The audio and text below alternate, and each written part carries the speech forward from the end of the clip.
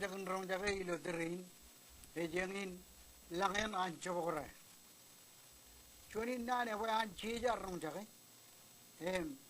Pelen adri ru ririk ilo chukul ko kia. Ikelo air melele kagel ko dengan chiri. Pada chuanian matanan ko raur ilo. Kamile to an ritoro aruit. Enot ekar mencela ko air. Kapcapan kenan ko air. Kia gina aja tal kecium kamile lagi jangan ada marung. Tibri ki jangan ada marung. An adri ru mere lari kita ke lalinar. Imre ritolo peren kabjer akjur cinwan nego neruit. Alang aja na ligut masalah ilane milok ilo ilan ka kijeo me celok juane marong lejani. Melelei nanin langenan cebokore e cudakan ruana lang kap cebokore.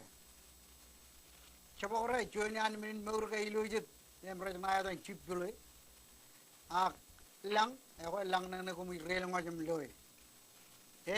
Langenan cebokore melelein pues menin meuri cebokore jam loe lo yon berber cebokore dien ngai pet koban loe iji jan walo ilo ngai laban wut wut tut kona lo an walo ngai perion pedre lo lo kona lo an ekege kelo jallup ngallup ewe engen cebokore ewe menen me la paran ak air lo ni mrejana ta chipului ewe langen an cebokore langi mil kunana emi jodot chap chado age marung udu chado jir apa rodot ewe langai itu limonium pen walok in peria ijet yon perver ilan kar ritoro kada kage meur an cebokore ralloge chuan menin meur ilo jete me echep kane jigo menen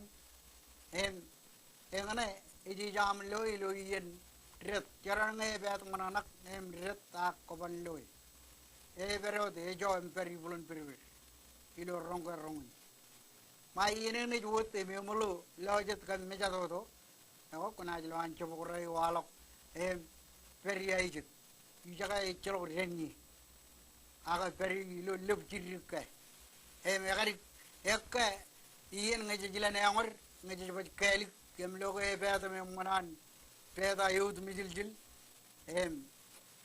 man ngane angor kane ci angor man bale wa ci lo menin maurin ekane kege yon perver challup ngallup ekajon lup ngallup kelok cabrio cigin tono dan marong kedu kedak marong kelok janjin ngan torang logot jangan retolok nolok ilo rongkan cici ak padap iene ren ko jelo cebokore an walok pereja ke yon aijet ilo iene nge lang rodane alaban kilime jumhut ewe engale menin maurione kachida ke oi nagar idok pele armi ring ragal le dok kachida ke nai rigiche nani langanan cebokore rarkanan melele taing cebokore cek dia kanan kemlele kum bo cebokore menin maurio ilo jet me egari idok limo ni lo wet yumulo ai cep kan idok limo ni lo menan